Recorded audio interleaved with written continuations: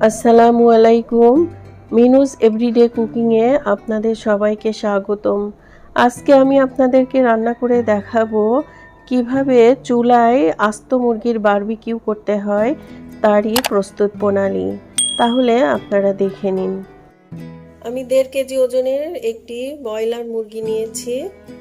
এই মুরগিটাকে আমি ভালো করে ধুয়ে এইভাবে দেখুন কেচে রেখেছি। এইভাবে কেচে রাখলে হবে কি সমস্ত মশলা এই মাংসের মধ্যে ঢুকবে। তো এই কাজটি অবশ্যই করতে হবে। সমস্ত মুরগিটা এইভাবে যতটুকু সম্ভব মোটামুটিভাবে এইভাবে কেচে রাখতে হবে। এখন আমি একটি বোলের মধ্যে নিয়ে নিব 2 টেবিল চামচ পরিমাণ টক দই, 2 টেবিল চামচ পরিমাণ আদা এবং রসুন বাটা একসাথে আছে এটা,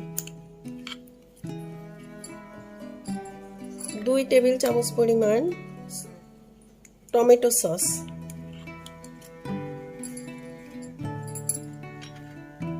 1 টেবিল চামচ সয়া সস,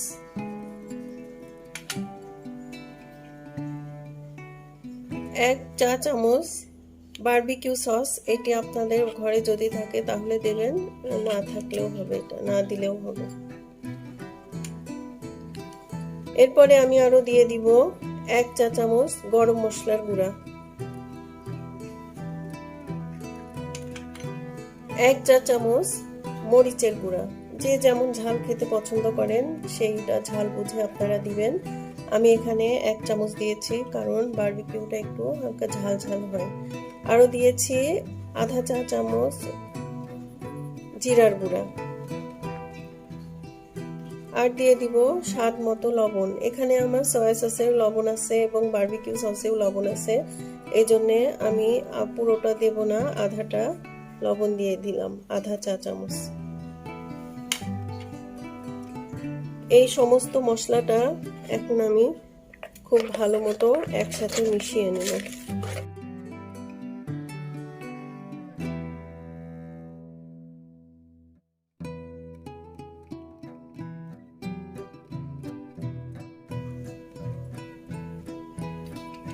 ভালো মতো মিশানো হয়ে গেলে এখন আমি এর মধ্যে এই মুরগিটা দিয়ে দিব, দিয়ে খুব ভালো মতো হাত দিয়ে মশলাগুলোকে মুরগির সমস্ত গায়ে মেখে দিতে হবে। অবশ্যই এই কাজটা হাত দিয়েই করবেন, তাছাড়া মুরগির ভিতরে পুরো মশলাটা ঢুকবে না।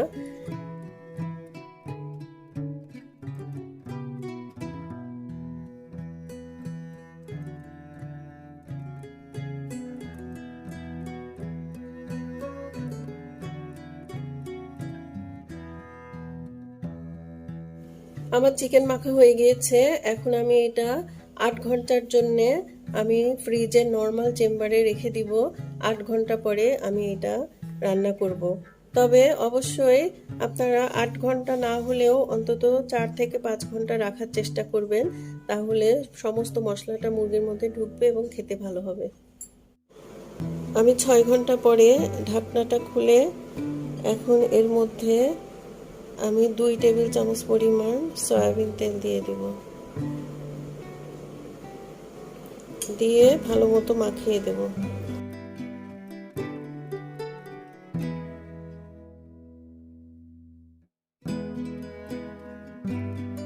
এবার আমি চুলায় একটি প্যান বসিয়ে দিয়েছি।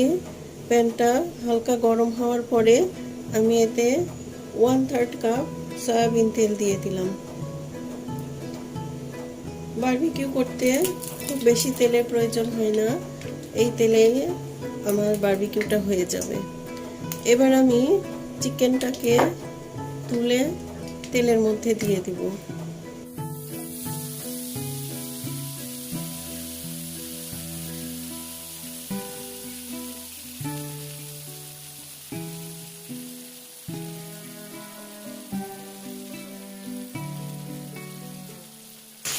চিকেনটা আমি বসিয়ে দিয়েছি, দেখুন এইভাবেই আমি 1 পিঠ হওয়া পর্যন্ত রান্না করব। আমি এখন চিকেনটাকে ঢেকে দিব। নিচের অংশটা যখন একটা পোড়া পোড়া আসবে তখনই আমি এটাকে উল্টিয়ে দেব। এখন আমি এই চিকেনটাকে 15 থেকে 20 মিনিটের জন্য ঢেকে দিব। এর মাঝে আমি একটু তুলে চেক করব। তো আমি এখন ঢেকে দিলাম চিকেনটা। ভাজার সময় আমি চুলার আঁচ মিডিয়ামে রাখবো, না হলে চিকেনের উপরের অংশটা পুড়ে যাবে এবং ভিতরে কাঁচা থেকে থাকবে। 15 মিনিট পরে আমি ঢাকনাটি তুলে দেখে নিব কেমন হলো।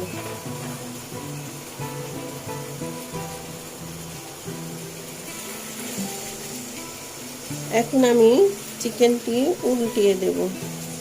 উল্টানোর আগে আমি অবশ্যই যে এক্সট্রা মশলাটা আছে রয়ে গেছে সেই মশলা থেকে কিছুটা মশলা এইভাবে চিকেনের গায়ে ব্রাশ করে দেব।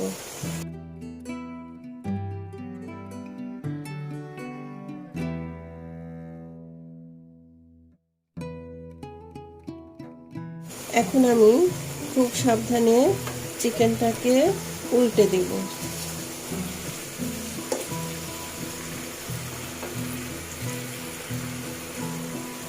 দেখুন এই পাশটা একটু পোড়া পোড়া হয়েছে, এখন অপর পিঠটাও এই একই রকম ভাবে পোড়া পোড়া হবে। আমি আবার এখানে এই পিঠেও চিকেনে একটু মশলা ব্রাশ করে দিচ্ছি।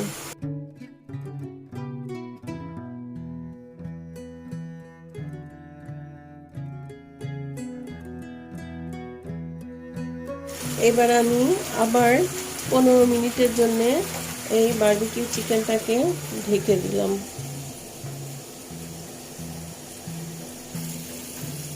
এখন আমি তুলে আবার দেখে নিচ্ছি।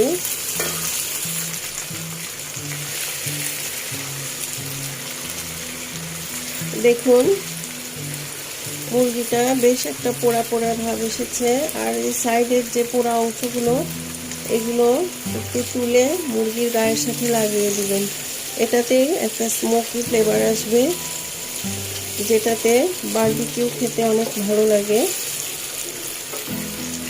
সবার বাসায় আসলে কাঠ কয়লা থাকে না, এই জন্যে আপনারা এটা একটু পোড়া পোড়া করে মুরগির গায়ে লাগিয়ে দিবেন, এখান থেকে একটা স্মোকি ফ্লেভার হবে। তো এইভাবে মুরগিটাকে ভালো মতো ঘুরিয়ে ফিরিয়ে একটু ব্রাউন কালার করে ভেজে নেবে।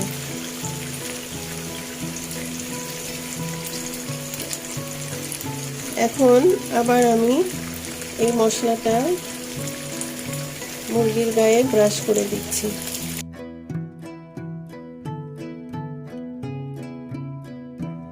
এবারে আমি ওই পিঠটা উল্টিয়ে দেখব কেমন হলো।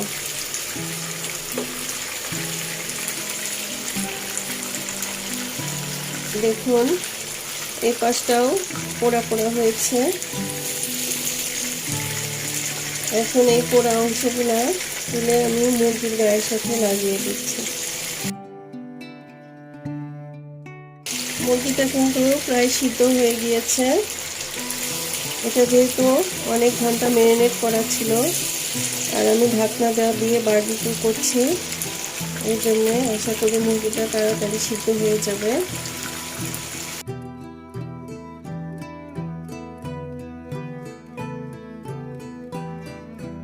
এটা বেশি শক্ত করে ভাজা যাবে না, তাহলে মুরগির যে জুসিনেসটা থাকবে সেটি নষ্ট হয়ে যাবে। বারবিকিউ উপর থেকে এরকম পোড়া হলেও ভিতরটা কিন্তু একটা জুসি থাকে, তো এই জন্য খেয়াল রাখতে হবে যেন খুব বেশি আবার পুড়ে না যায়।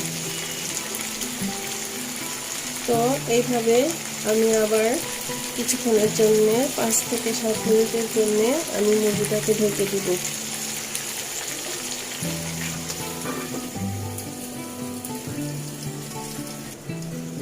এবার আমি আবার 10 মিনিট পরে একটু ঢাকনা তুলে দেখি কি অবস্থা।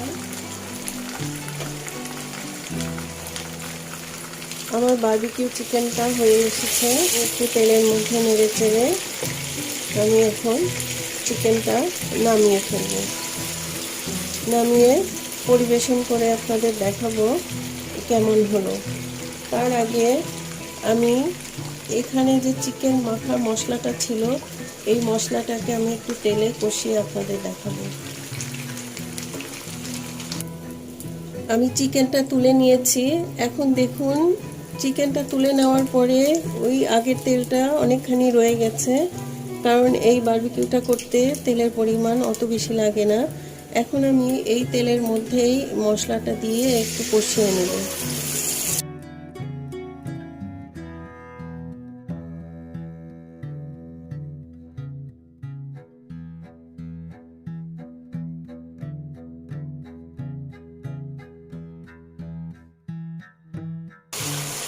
এরকম মিডিয়াম আছে আমি এই সসটা রান্না করে নিচ্ছি। সস না, এটা যেই মশলাটা ছিল সেই মশলাটা কষিয়ে নিচ্ছি।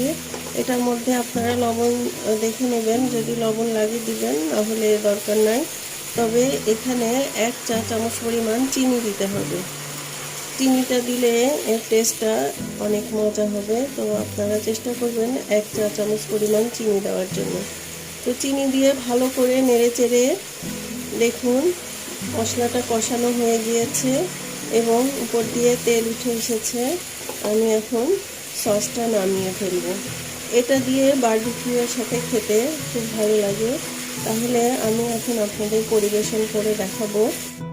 তাহলে তৈরি হয়ে গেল আমার আস্ত চিকেন বারবিকিউ। আপনারা এটা পরোটা আর আমি যে কষানো মশলাটা রেখেছি সেটা এবং শসা সালাদ দিয়ে এই খাবারটি পরিবেশন করবেন। এটির সাথে, সালাদের সাথে এবং মশলার সাথে খেতে খুবই মজাদার। আমি এখন আপনাদের এটা একটু কেটে দেখাচ্ছি ভিতরটা সিদ্ধ হলো কিনা। দেখুন ভিতরটা সিদ্ধ হয়ে গিয়েছে এবং ভিতরে একটা জুসিনেস আছে, যেটা খেতে খুব ভালো। তো আপনারা এইভাবে চেষ্টা করবেন তৈরি করে খাওয়ার জন্যে। আর আপনারা আমার চ্যানেলটিকে সাবস্ক্রাইব করবেন, লাইক দিবেন এবং অবশ্যই আমার চ্যানেলটাকে ফলো করবেন। আর আপনারা সবাই ভালো থাকবেন, সুস্থ থাকবেন। আজকের মতো এখানেই রাখছি। আল্লাহ হাফেজ।